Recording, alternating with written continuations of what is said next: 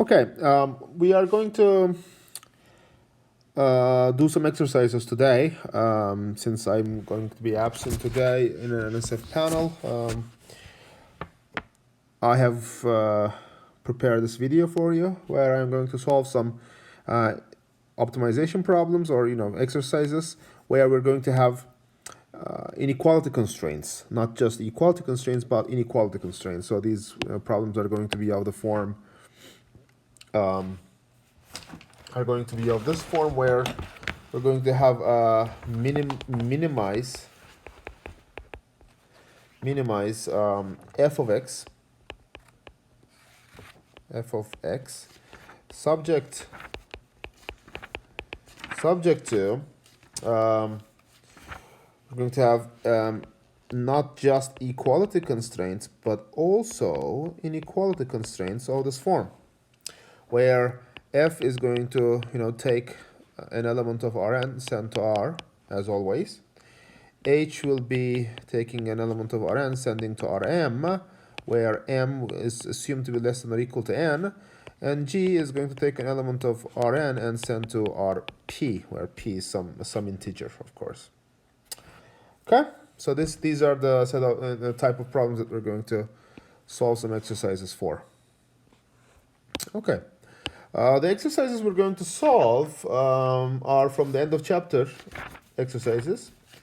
I'm going to try to tackle 21.6, 21.7, 21.10,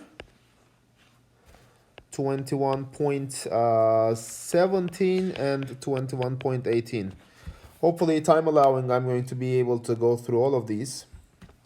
There are still many more problems to solve at the end of the chapter, so you should really, try to tackle those just for getting more practice with these types of problems, optimization problems, which are essentially the most general optimization problems you're ever going to see, pretty much. Of course, I'm talking about finite dimensional optimization problems, as we always do in this course. Okay, so let's start with 21.6. Okay, in this problem, we have the following optimization problem. We are considering this problem: minimize x2 subject to 3 minus x1 minus 1 squared minus x2 less than or equal to 0.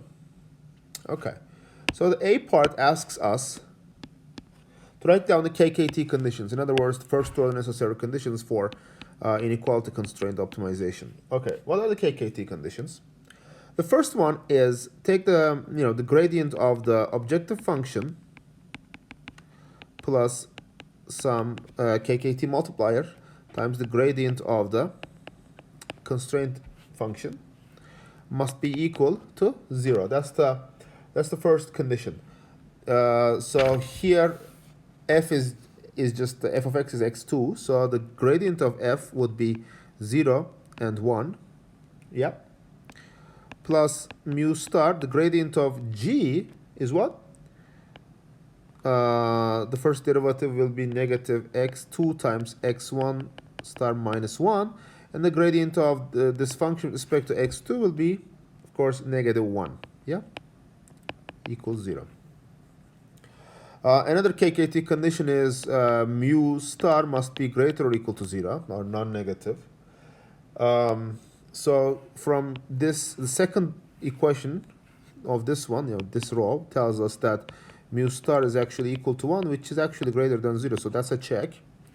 The third Kkt condition, well, from here we can just use the first row of this equation to tell us that, which tells us that x1 star is equal to 1. Yep. Now the third Kkt condition tells us that mu star times our constraint function, which is this guy here, must be equal to 0, if you remember. Now this, we found out this to be 1. and we found out x1 to be also 1. So if I insert 1 here, this guy goes to 0. And from here, I found out that x2 star is equal to 3. Okay? So this is there is just one point that satisfies the KKT condition. Otherwise, no, not otherwise. There is only one point. What's the point? Well, the point is x star is equal to 1, 3, and mu star is equal to 1. Okay? So there's only one point that satisfies the KKT conditions. Okay, the second, the B part of this question asks us for each point, for each x star, we found in part A, find, the feasible set S, the tangent space to the feasible set S, right? The normal space to the feasible set S, and then the tangent space to S tilde, which we discussed to be, where S tilde, find S and S tilde. We said that S tilde are those points X such that g of X is satisfied with equality. G of X is actually equal to 0. Yeah, Gi, I should say. And mu I is actually strictly greater than 0. That's the set S tilde. Okay? If you remember, the set S is the set of x's such that Gi of X are active, for all I. This is the set where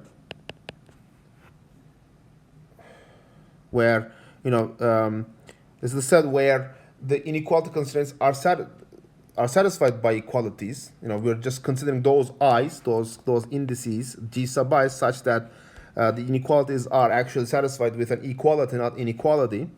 And mu I is, of course, greater or equal to 0. The difference between S and S tilde is that in S tilde, the inequality, essentially the KKT multipliers are strictly positive. Okay, so of course, in this problem, the Kkt multiplier is positive 1, which is strictly positive. So S tilde and S are literally the same sets as long as this constraint is actually is active. Well, even if it is not active, they are the same set, of course. And if we check, 3 minus 1 minus 1 squared minus 3 is, of course, equal to 0. So it is indeed G is active, right? So there's only one G, G1, or if you might as well call it G sub 1, because there's only one. I'm not putting any subscript to it, but the inequality constraint is active. You can satisfy it as an equality constraint at the point in which the KKT condition is satisfied. Okay, so the tangent space at x of S at x star is actually equal to the tangent space of S tilde at x star. And what is that? Well, it is given by all those y's such that dg, derivative of g at x star times y equals 0, right? Well, what is the derivative of g at x star?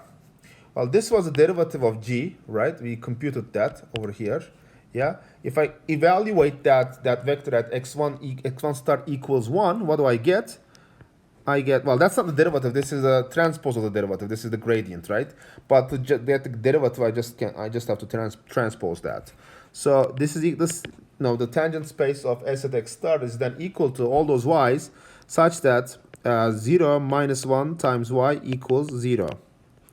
Or you can also say that this is the set where the second component of y is equal to 0. Okay? So the normal space, of course, as we discussed earlier in the equality constraint optimization lectures, this is the orthogonal complement of the set S. Or in other words, this is the set, this is y such that y is equal to some linear combination of the gradients of active constraints, right? So this is lambda times gradient of g x star. well, let's not call it lambda, let's call it, I don't know, some linear combination, right? But of course, this is equal to all those y's such that y is equal to t times, what's the gradient of g at x star? It's this, at 0, negative 1. So in other words, this is the set of y such that y1, the first component of y, is equal to 0. Yep. There we go. Okay, so the C part, this completes the part B of this question. Part C of this question asks us, what does it ask us?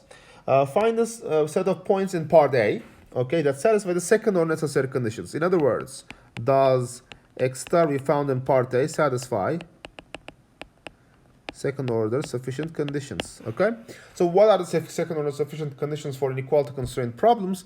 We said the Kkt conditions must be satisfied first, of course, but then also the Hessian of the Lagrangian, right? Hessian of the Lagrangian has to be positive definite on where tangent space at x star of s tilde. Okay, we need to check that. Well, what's the Lagrangian for the Hessian of the Lagrangian first of all? Well, the Lagrangian, well, so let me write the Lagrangian first of all. The Lagrangian is what? F of x plus mu times g of x in this case, right? The Hessian of the Lagrangian, if I evaluate it at x star and mu star, is going to be the Hessian of the objective function at x star, right? Plus mu star times the Hessian of the constraint function evaluated at x star. Well, so the Hessian of the objective function is 0. Why? It's a 0 matrix. Why? Because it's a linear function. If you take the double derivatives of that linear function, you're going to get 0. So the only Hessian is only affected by the Hessian of this function right there, right? So the Hessian of that function is, so mu star we found, first of all, we found mu star to be equal to 1, right? So this will be equal to the Hessian of the constraint function, where the constraint, we computed the gradient of the constraint function to be this guy right there. So I need to take the Jacobian of that vector function. The derivative of this guy with respect to x1 is going to be negative 2, right? The derivative of that with respect to x2 is going to be 0. That's the first row of the Hessian. The derivative of this one with respect to x1 and x2 are both zeros. So the Hessian of the constraint function is then going to be what? Negative 2, 0, 0, 0. Yeah?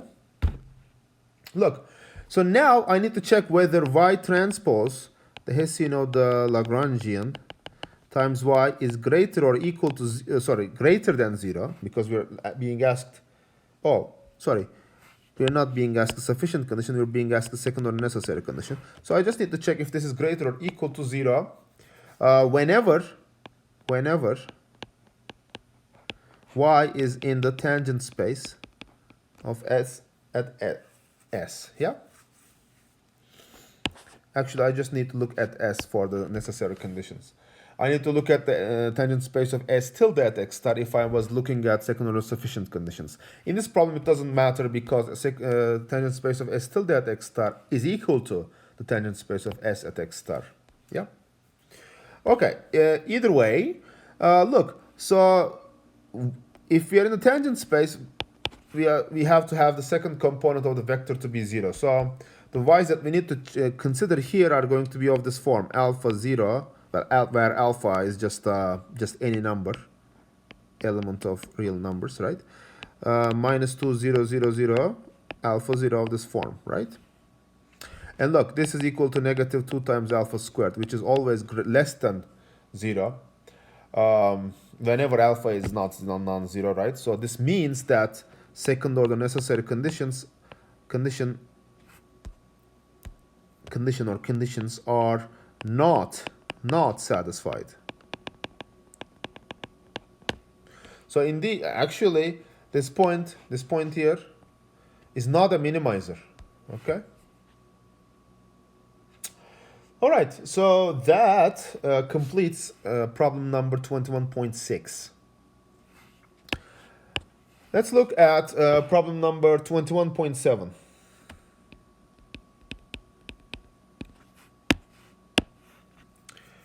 In this problem, we are looking at whether these two problems, minimize or maximize. Okay, so so let me just write it: minimize or maximize x1 minus 2 squared plus x2 minus 1 squared, subject to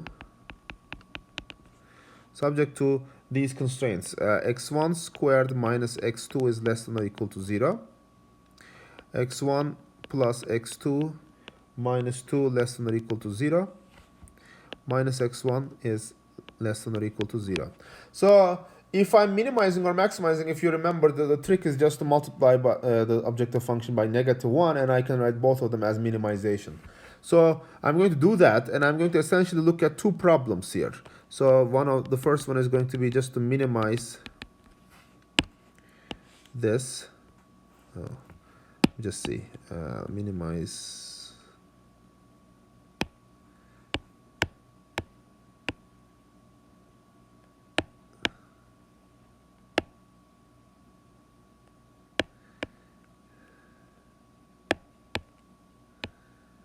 This.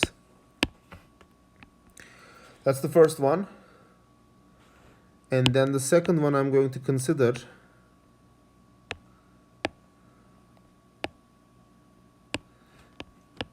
is the maximization problem. So I can just take the same expression here, copy, paste, and I ran out of space. So I'm just going to write it over here, I guess.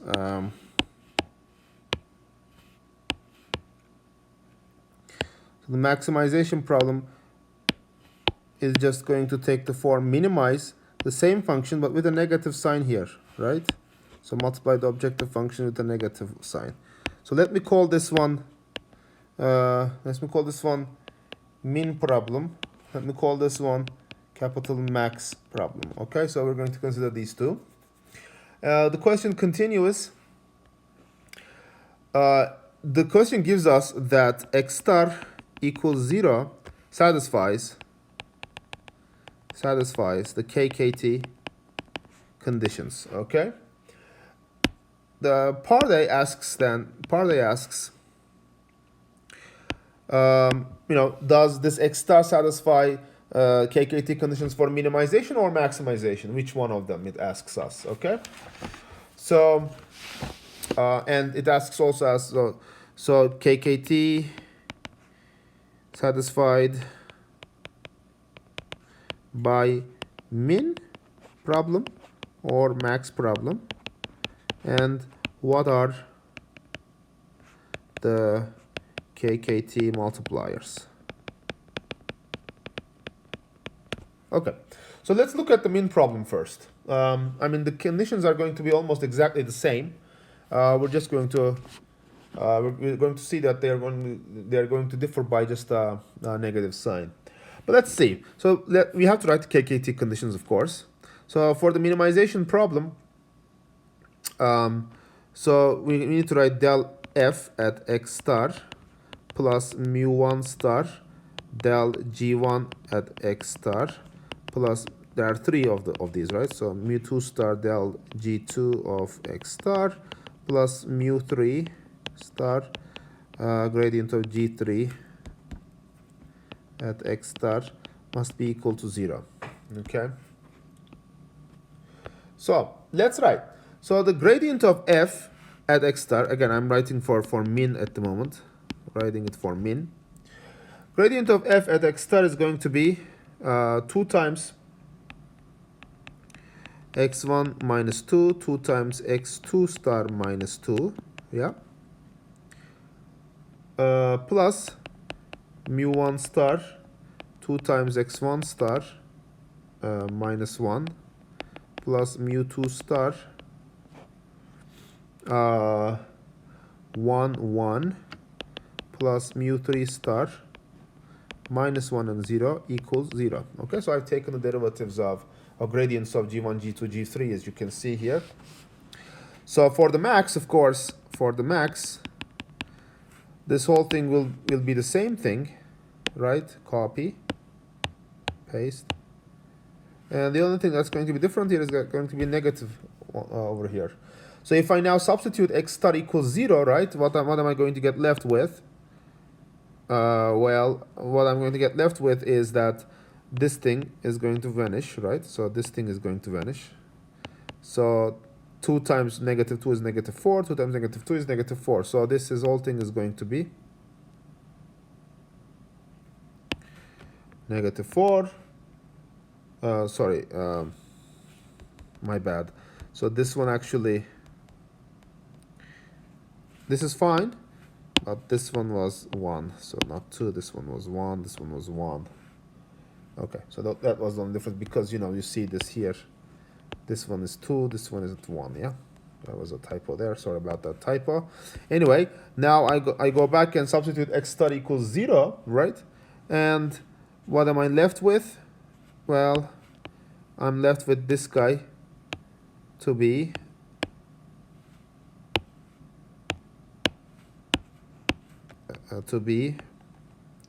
negative 4 and negative 2, whereas this one here is going to be simply negative of that, which is 4 and 2. Okay? And of course, this one is going to be 0. This one is also going to be 0. Yeah? 0, 0. Okay.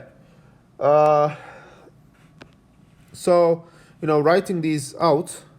So let me write this, what this means for min and max separately here. For min, I have the first equation tells me mu2 star minus mu3 star is equal to 4, and the second equation here tells me minus mu1 star plus mu2 star equals to 2, right? Okay, so and similarly over here I have mu2 star minus mu3 star is equal to negative 4 this time, yeah, and minus mu1 star plus mu2 star is going to be negative 2 here. So okay, and then one of the other Kkt conditions actually tells us that you know, mu1 star times g1 of x star plus mu2 star g2 of x star plus mu3 star times g3 of x star is going to be 0, right? That's one of the other Kkt conditions. Well, let's see. At x star, some of these constraints are satisfied, you know, actively. So if x star is 0, then the first inequality here is actually 0 equals 0. So that one is active. Yeah. This one is second inequality tells me negative 2 is less than 0. So this is inactive. The third one is 0 equals 0. So this one is active. So essentially, the first and the third inequality constraints are actually satisfied with equality. Yeah. So those are active constraints. So that tells me that since those are 0, right? This one is actually literally 0. This one is literally 0 already. Yeah. So this gives me, you know, only mu2 star times g2 must be equal to 0, which implies, since this is not equal to 0, this implies that mu2 star is equal to 0. The same you know, logic goes through for the maximization. There's nothing that changes there. It's the same thing. Here also mu2 star comes out to be 0. Okay, but if you substitute mu2 equals 0 into these equations, this one and that one, right? What do you get? Well, you get mu3 star is equal to negative 4 here, and mu1 star is equal to negative 2.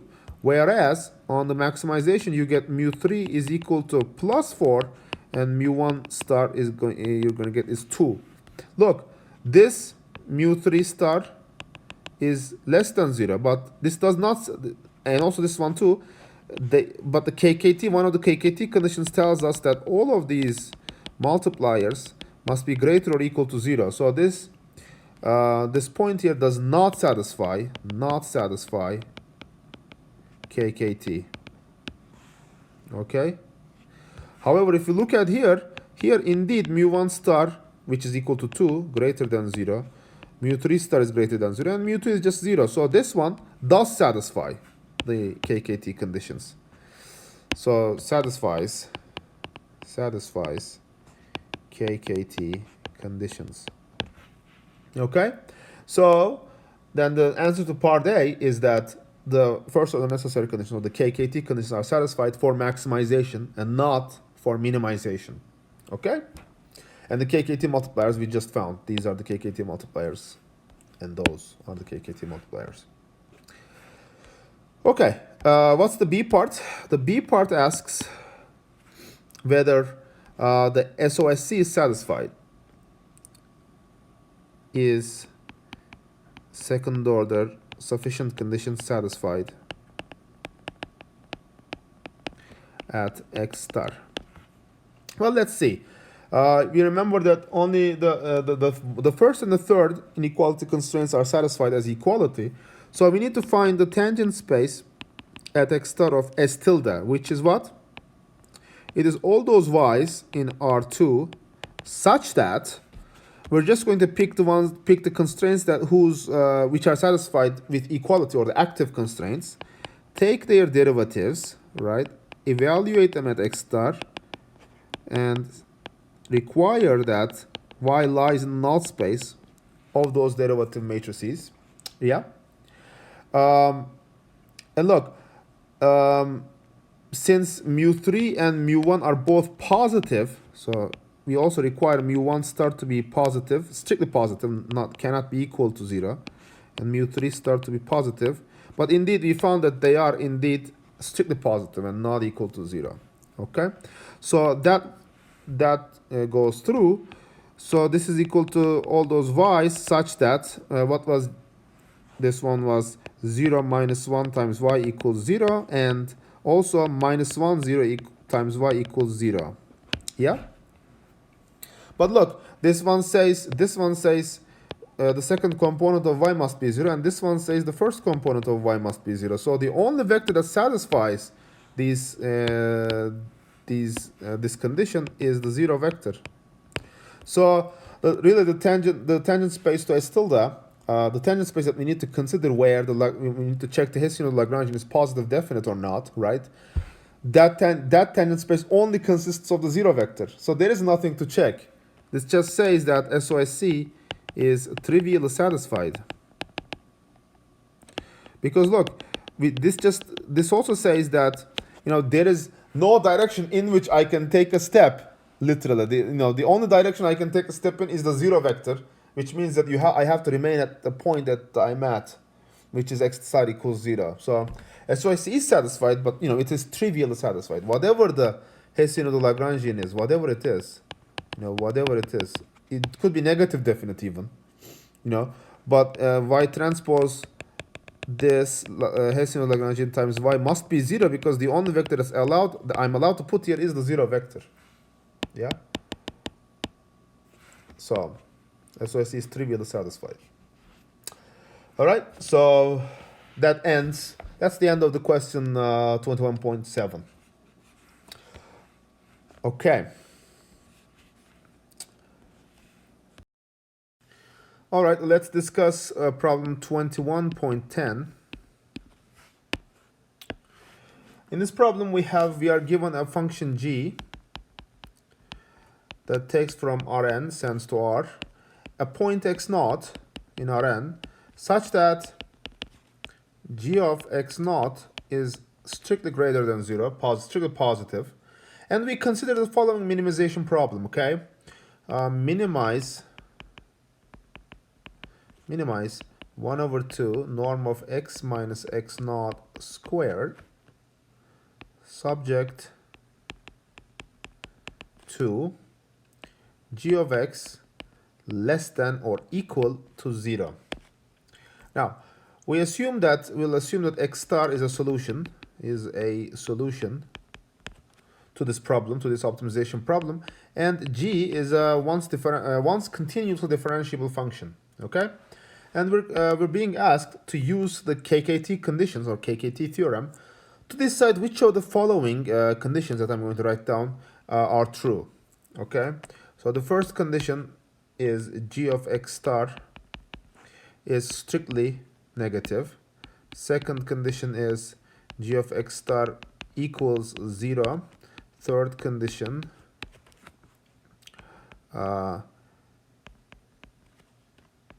is whether x star minus x naught transpose, or the dot product of x star minus x naught with the gradient of g at x star is less than 0. And conditions 4 and 5 are literally the same thing.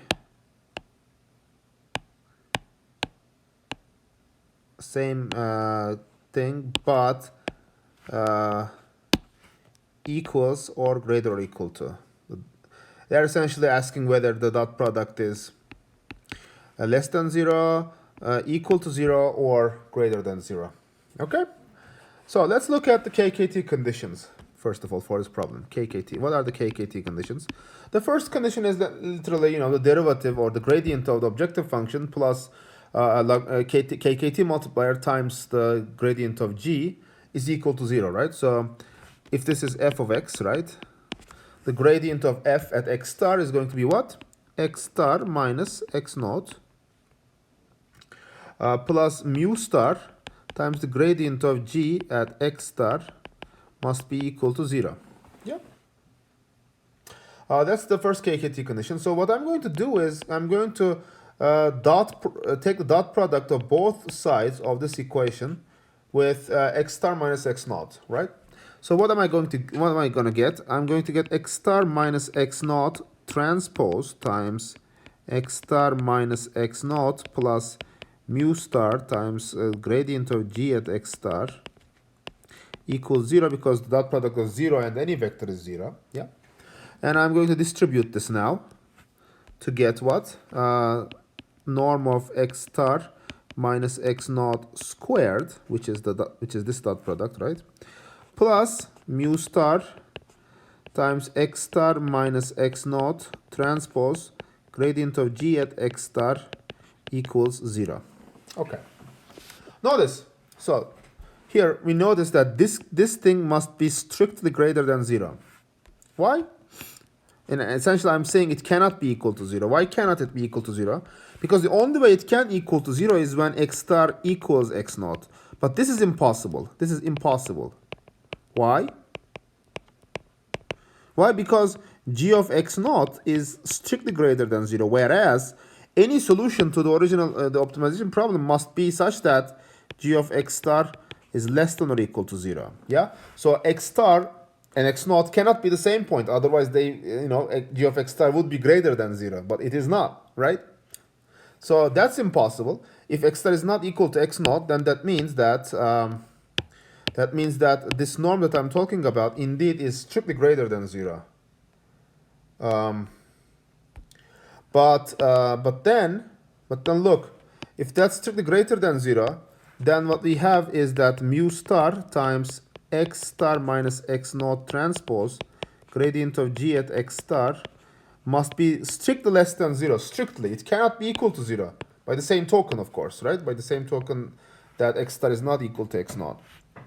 But if in that case, of course, this mu star cannot be equal to 0, right? Because if it were 0, then this would be equality. But that's not allowed. But if mu star is not equal to 0, then by the Kkt condition, mu star, one of the Kkt conditions is that mu star is greater or equal to 0, right? But now we're saying mu star cannot be equal to 0. So mu star must be greater than 0. So if mu star is greater than 0, then this guy here, right, must be less than 0, strictly less than 0, because otherwise this would be positive. It must be negative, so this must be negative as well. So that means that from the among the conditions 3 to 5, only the third condition actually holds. Now one of the other Kkt conditions said what? Mu star times g of x star must be equal to 0. Now here we have that mu star is strictly positive. If mu star is strictly positive, right, and so this is positive, then this guy must be equal to 0, otherwise this equality wouldn't hold. So among the conditions 1 and 2, only 2 holds. Okay? So that's problem number 21.10. All right, the next question we're going to look at is 21.17. This one is a straightforward optimization problem, and it asks us to use second order sufficient conditions to find a solution to the problem. Here's the problem. You want to minimize the sum of squares of x1 and x2 subject to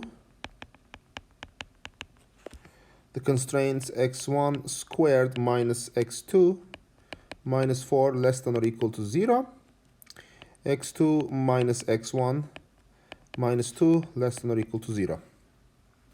Okay, so the first order of business is, of course, write down the first order necessary conditions, essentially the Kkt, conditions. So let's write them down, Kkt conditions for this problem. We want to take the gradient of the objective function first, which gives us 2x1 star, 2x2 star, plus mu1, the gradient of the first constraint function, right, which is 2x1 star minus 1 plus the gradient of mu2 star times the gradient of the second constraint function, which is what? Minus 1 and 1. And we set this equal to 0, of course. That's the first, let's see, that's the first Kkt condition. The second Kkt condition is that mu1 star and mu2 star both have to be non-negative. Third one says that the dot product of the Kkt multipliers and the constraint function at x star must be equal to 0, right? So what we have is mu1 star times x1 star squared minus x2 star minus 4 plus mu2 star times x2 minus x1 stars minus 2 equals 0. Now, notice that since the second condition says these have to be non-negative, right? And the constraints of the original problem says that these have to be non-positive, right? Non-positive. We have the condition that if this whole thing has to be non-positive and this whole thing has to be non-positive, but if this was actually negative, right, then this one and that one could not sum up to 0 because this has to be non-positive, right? Similarly, the same thing holds if the second term is strictly negative. It can't happen. So that means that each of these terms have to individually equal 0, right? This has to be equal to 0, and this has to equal 0. Otherwise, their sum couldn't have equaled 0. So essentially, even though this looks like one equality condition, it actually is two equality conditions. So, which is the fact that this has to be equal to 0 by itself.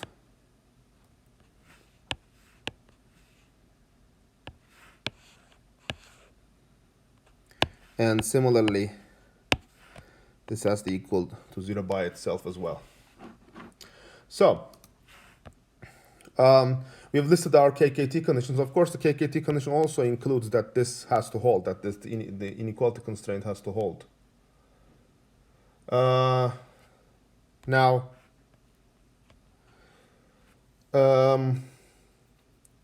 what else?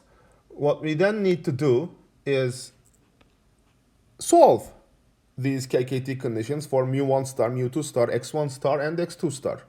So let's see how we would do that. So there are a few cases, of course. There's multiple solutions here. So we need to look at by case basis. The first case that we're going to consider here is, I'm going to call it case 1, is the case where mu1 star and mu2 star are both strictly positive. So this means that, they could have been equal to 0 as well, but I'm just saying for the first case that they're strictly positive. What does that tell us? Well, look,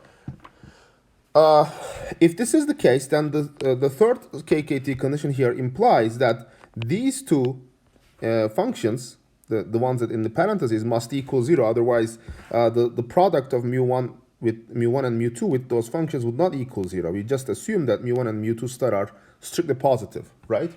So we have the two. This implies that we need to have x1 star squared minus x2 star minus 4 must be equal to 0, yeah? And, on the other hand, x2 star minus x1 star minus 2 must equal 0. From here, I immediately deduce that x2 star is equal to x1 star plus 2, and then I substituted back here to get the equation x1 star squared minus x1 star minus 6 equals 0, and solving this, I will get x1 star is equal to 2, or x1 star is equal to minus 2, or x1 star is equal to 3. Of course, substituting this back into this equation, I'm going to be able to solve for x2 star as well. x2 star in this case will be equal to 3. In this case, x2 star will be equal to 5. Okay? So the candidate right now that we have here is that x star is equal to, there are two candidates. X star is negative 2 and 3. Yeah? Sorry, it's not 3. It's actually 0. My bad, sorry. When x1 star is minus 2, x2 is clearly 0. Yeah? Because if you put minus 2 here, x2 star is equal to 0. But when you put 3 here, the x2 star is 5. So that's correct. Sorry about that little mistake. So the first candidate is that x star is minus 2 and 0. And the second candidate that we have is x star is equal to 3 and 5. So let's consider these two cases. When x star is negative 2 and 0, we can recall our first Kkt condition and substitute this x star in there. What we're going to get is, what are we getting? We're getting that, from this first equation, I'm going to get as the following. Let's see. Actually, let's consider the second equation first, because that's going to ease my job. It says 2 times x2 star, which is 0, plus mu1 star. There's a negative sign, so there's a negative here. Minus mu1 star plus mu2 star equals 0. Yeah. So from here, I can just substitute, move that to the right-hand side and say that mu2 star is actually equal to, or mu1 star is equal to mu2 star. Yeah, that's from the second equation, this equation here, this one, the second row here.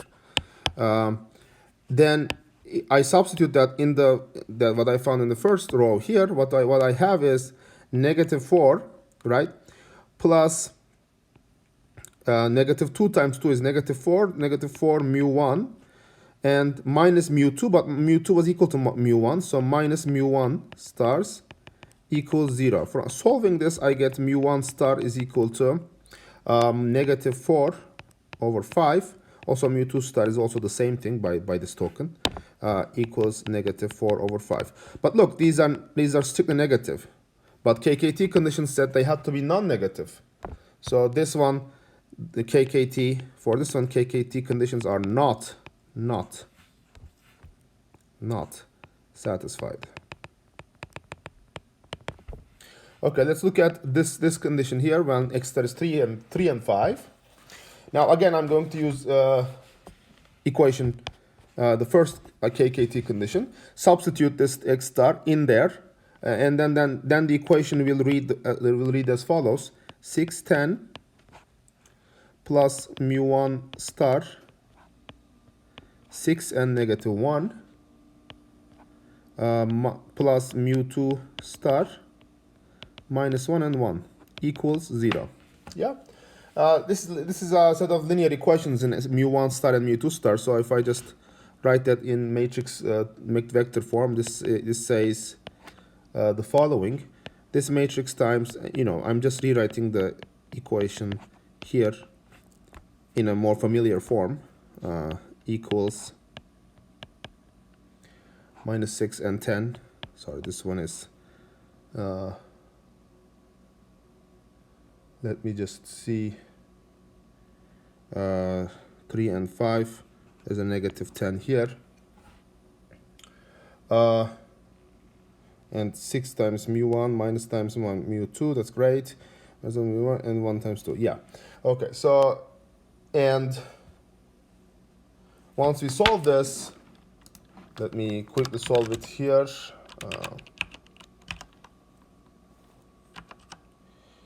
6 minus 1 minus 1, 1.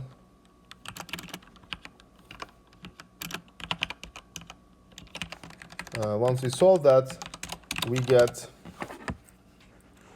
mu1 and mu2 equals mu1 star and mu2 star equals 1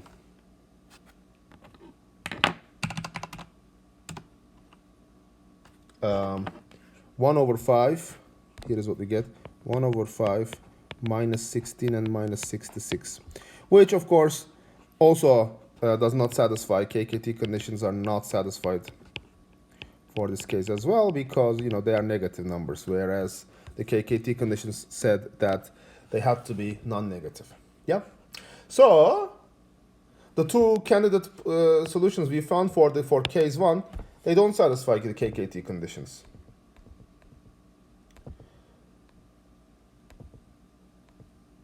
Oh. So we need to carry on with other possibilities, right? What are some other possibilities?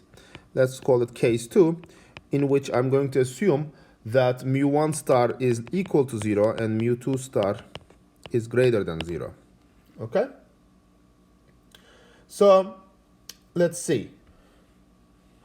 In this case, what do we have? Well, we first have from the third Kkt condition that x2 star still has to equal x1 star plus 2, right? Because this guy mu2 star, this guy here is not 0, it is non-zero, which means that this has to be 0 for this equality to hold, right? So we have that. But since mu1 star is 0, right, in this assumption, since mu1 star is 0, this constraint, this function here does not have to be equal to 0. It could be, but doesn't have to be for this equality to hold. So I cannot deduce anything from that in terms of x1 star and x2 star. However, I can still use this first Kkt condition to deduce something. So let me write that. We have, since I assume mu1 star is 0, I can get rid of this term here. I can get rid of that term. So I'm going to do that and write just this term and that term. What do we have there? We have 2 times x1 star 2 times x2 star plus mu2 star, I believe negative 1 and 1, yeah, negative 1 and 1 equals 0. From here I deduce that 2 times x1 star is equal to mu2 star, yeah, and 2 times x2 star is equal to minus mu2 star, or in other words, x1 star is equal to negative x2 star. Yeah? Well, now if I take this and substitute it back here, I can solve for x1 and x2 stars. What do I get? What do we have? x2 star is going to be equal to negative x2 star plus 2, which implies that x2 star is equal to 1. And from here again, I'm going to get x1 star is equal to negative 1. Yeah? And then I can now take this and substitute it here to see that this implies that mu2 star is equal to negative 2. But this is a negative number. Kkt conditions required this to be non-negative. So this solution that I found, x1, x2 star equals 1, x1 star equals negative 1, they don't satisfy the Kkt conditions as well. Not satisfied. Okay. Another case that I have to look at is when mu1 star is strictly greater than 0 and mu2 star is equal to 0. In this case, I'm going to proceed the same way I did for case 2. I'm going to use this one to deduce something about x1 and x2 star, but I can't use this one to deduce anything because if you go back, since I assume mu2 star is 0, this here does not have to be 0. It could be anything. It could also be 0, but it doesn't have to be 0. But since I assume mu1 star is actually greater than 0, strictly, for this equality to hold equal to 0, this constraint must hold, this function must actually be equal to 0. So I'm going to write that first. I have x1 star squared minus, what is it? Minus x2 star minus 4 equals 0. And from here, I can deduce that x2 star is equal to x1 star minus 4. That's the first thing. Now I'm going to use these equalities, the first Kkt conditions. Let me copy that because it's right now out of the frame. So I'm going to use these. However, I assume that mu2 star is equal to 0. So this guy here is 0. So I can lose this whole thing, right? And equals 0. And from here, I get the first row tells me 2 times x1 star times 1 plus mu1 star equals 0. Now, mu1 star is greater than 0, correct? This means that this thing is greater than 0. If that's greater than 0, for this equality to hold, x1 star has to be equal to 0. So from here, I immediately deduce that x1 star equals 0. That's the first thing. Now, the second equation here tells me that, let's see, what does it tell me? It tells me that 2 times x2 star equals mu1 star. That's what it tells me. Yep. Now,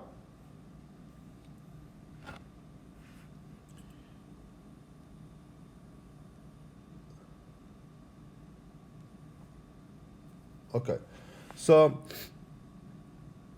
now what do I have?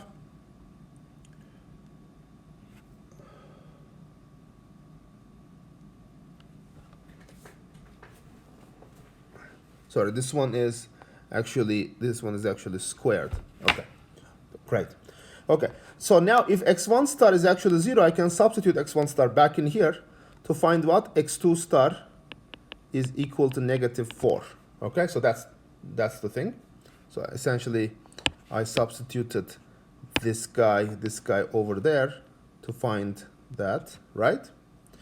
And then I can substitute this thing over here to get that mu1 star is equal to negative 8, which again cannot satisfy the Kkt conditions because the Kkt conditions require that mu1 star and mu2 star be non-negative. So I also have, in this case, Kkt conditions is not satisfied. Yeah, very good. So the last case, case 4, that we haven't covered yet is when both mu1 star and mu2 star are equal to 0. Okay, in this case, the third Kkt conditions right now does not give me anything new, right? Because since mu1 star and mu2 star are both 0, neither does this function have to be 0 for this equality to hold, nor does this function have to be equal to 0 for this equality to hold. So I cannot use that immediately, at least, but I can clearly use this one here, where mu1 star and mu2 star are equal to 0, so I get that this guy has to be equal to 0 by itself. So writing that out, what do I have? 2 times x1 star, 2 times x2 star equals 0, which implies immediately that x1 star equals x2 star equals 0. Okay, so this one clearly satisfies the KKT conditions, right? KKT is satisfied, or are satisfied. KKT conditions are satisfied. Well, why? Well, because mu1 and mu2 are 0. That's allowed. That's great.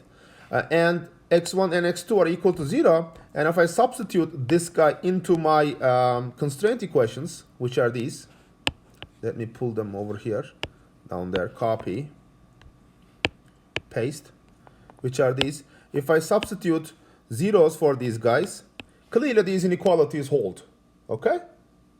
Now notice that these inequalities are not active at x star equals 0, because they are not satisfied by equality, but they are satisfied by strict inequality. So neither of them are active, but they are satisfied, so KKT conditions do hold. So now I'm going to look at the second order sufficient conditions, right? Since none of these constraints are active, we pretty much, our feasible set, the tangent space of our feasible set is literally whole of R2. Why? Because there are no constraints that hold at that point, that hold strictly at that point, which means that we are not at the boundary of the feasible set, so we can go in any direction, essentially. So when we write the Lagrangian, right, when we write the Lagrangian, x star, mu star at x star and mu star, I'm going to only have, just the objective function at x star, because mu's are 0. So plus mu star transpose g star, this thing goes to 0 because mu's are 0, right? So the Lagrangian at this x star only consists of the objective function. That means that the Hessian of the Lagrangian, right? Hessian of the Lagrangian at this x star and mu star is literally the Hessian of the objective function at x star, which is, the objective function was x1 squared plus x2 squared, so the Hessian is 2002, right? Which is positive definite on all of R2. So that means that the KKT conditions are, not only KKT's conditions are satisfied, but also the second order sufficient conditions are satisfied. So that means that this point here, x1 star, x2 star equals 0, is a minimizer. This tells us that it is a local minimizer, but you can also prove that that's a global minimizer of this problem. But for the purpose of this problem, it was asking us to analyze whether it's satisfied the second order sufficient condition, and it does. This one does.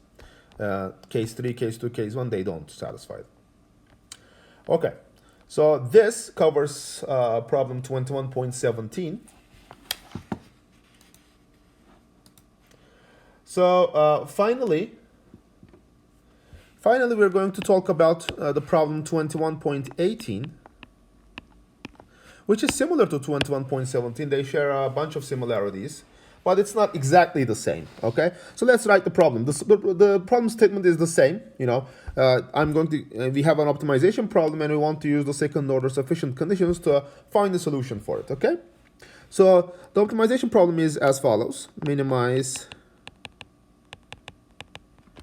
x1 squared plus x2 squared. So the objective function is the same as 21.17, but the constraints are a little bit different. So subject to, here are the constraints, minus x1 plus x2 squared plus 4 is less than or equal to 0, and x1 minus 10 is less than or equal to 0. Okay, so there are two of these constraints. Great. Now, let's write the KKT conditions down. The first condition says the gradient of the objective function, which is 2 times x1 star, 2 times x2 star, as we had in the previous problem, plus mu1 star, the gradient of the first constraint function, this guy. What is it? It's negative 1 and 2 times x2 star, plus the gradient of mu2 star times the gradient of the second constraint function, which is 1 and 0, equals 0. This is the first KKT condition. Second KKT condition is both mu1 star and mu2 star have to be non-negative. Third KKT condition is, just like we discussed earlier in the problem 21.17, the condition says this: mu1 star times x1 plus x1 star plus x plus x2 star squared plus 4 plus mu2 star times times x1 star minus 10 is equal to 0. But since mu1 and mu2 star are non-negative, and by the constraints, these have to be non-positive, just by the same token that we used in the problem 21.17, this equation can only be equal to 0 if these guys, if this one and that one are individually equal to 0. Yeah? Otherwise, since each of the terms is non-positive, if one of them is strictly negative, then the other one can't make up for that negativity to make the sum equal to 0. So they have to be both equal to 0 essentially, right? That's how we argued earlier in the problem 21.17. So I can essentially write these two equality constraints from the third Kkt condition. Of course, another Kkt condition exists, and that is that these constraints have to hold, right? So I can also write them as the Kkt conditions, but they are, oops, come on.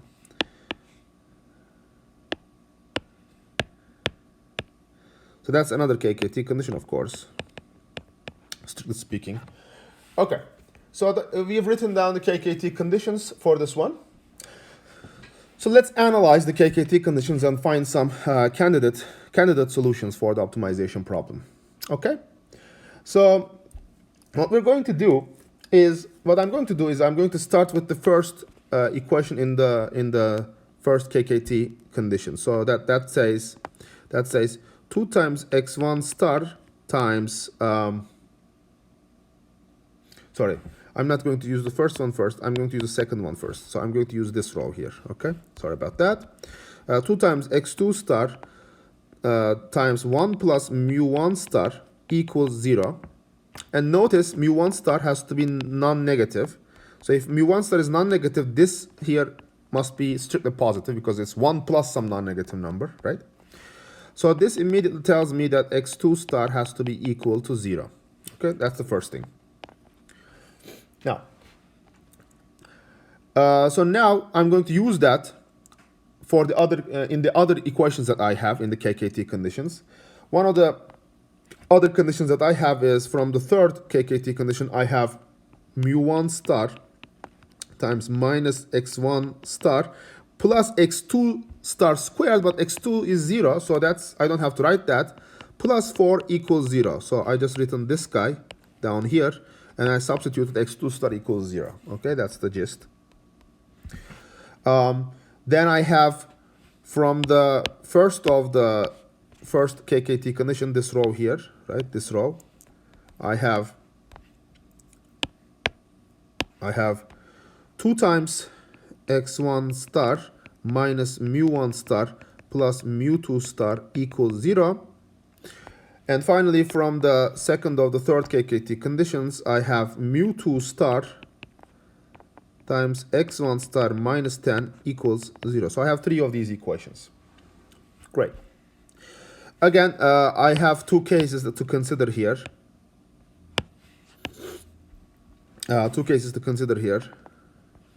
The first case is when x1 is equal, x1 star. First case is when x1 star is equal to 10, okay? In which case this guy is 0, yeah? So this mu2 star can have pretty much any positive, can take any positive value if it wants to satisfy the Kkt conditions. So let's see if it actually does. If x1 star is equal to 10, I can substitute it over here, right? To get that negative 6 times mu1 star equals 0, which implies that mu1 star equals 0. Okay? If mu1 star is equal to 0, I can substitute that into this equation, yeah? To get what? I'll substitute this and this, both of them, to this equation, right? To get what? 20 minus 0 plus mu2 is equal to 0. That means that mu2 star is equal to actually negative 20. But mu2 star couldn't have been negative because Kkt conditions are actually dictating that it be positive, non-negative. So this one does not, Kkt conditions, does not satisfy the Kkt conditions. So Kkt is not satisfied. Okay? The other possibility that I have is this is not 0 necessarily, but this guy is 0. Mu2 star is 0. So I'm going to try analyze that. If mu2 star is equal to 0, right? What do I have? So I can substitute that guy in, well, so into this equation here, right? So I have two equations which says mu1 star minus x1 star plus 4 equals 0, and 2 times x1 star minus mu1 star equals 0. Equals 0. So for this equation to hold, either x1 star is equal to 4 or mu1 star is equal to 0. Okay? If x1 star is equal to 4, then I can substitute that over there to find that mu1 star is equal to 8. If mu1 star is equal to 0, I can again substitute it over here to find what? That x1 star is equal to 0, right? And these actually do satisfy the Kkt condition so far. I haven't checked the fourth Kkt condition yet, but so far these are good. Okay, this one and that one. Oops. These two are so far good.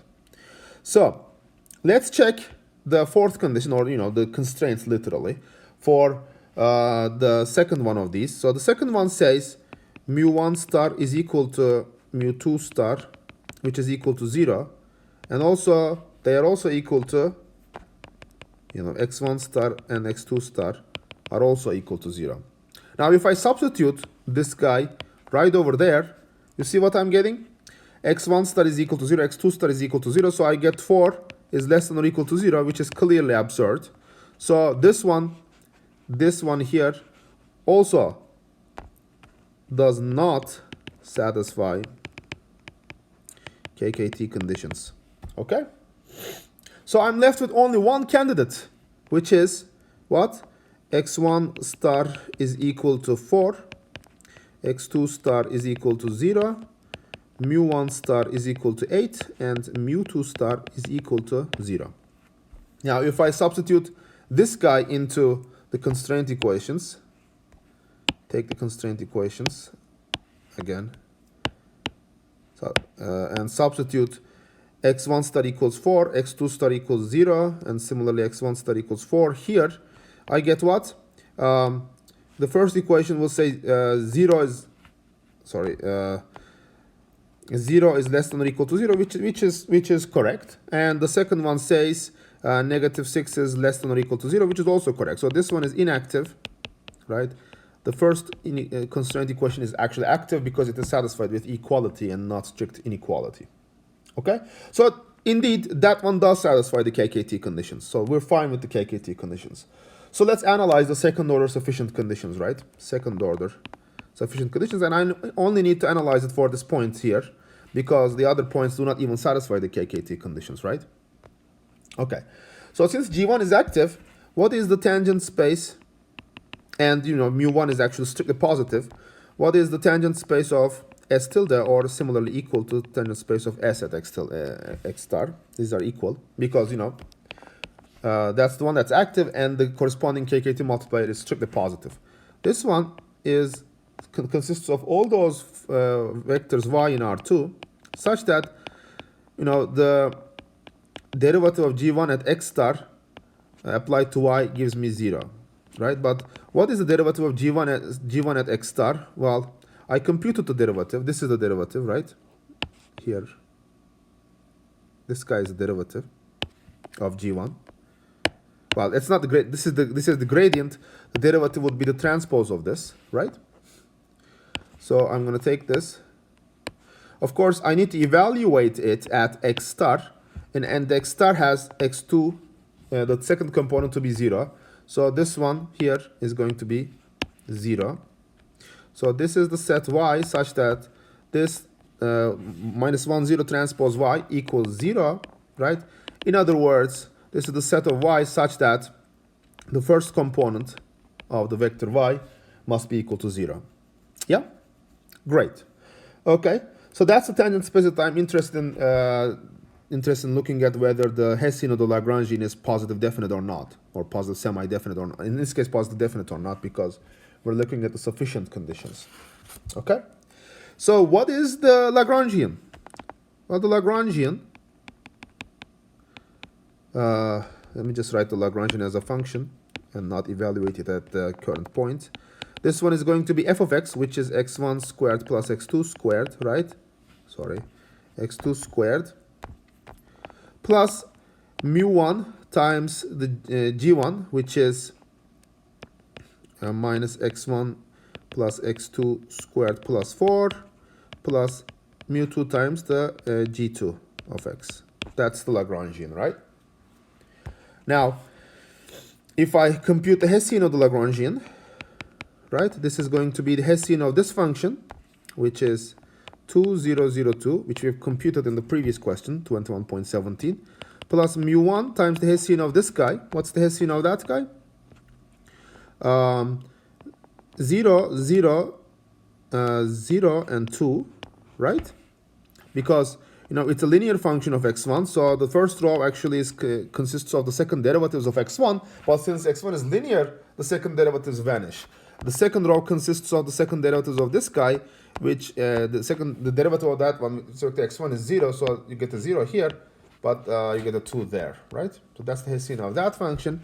And the Hessian of this function is clearly 0 because that's a linear function of x's. So if you take double derivatives, it's going to vanish, right? So, and if I evaluate the Lagrangian, the Hessian of the Lagrangian at the current point that we are considering, what do we get? In this case, mu1, I'm going to have to replace this with mu1 star, which is equal to 8, right? So that means that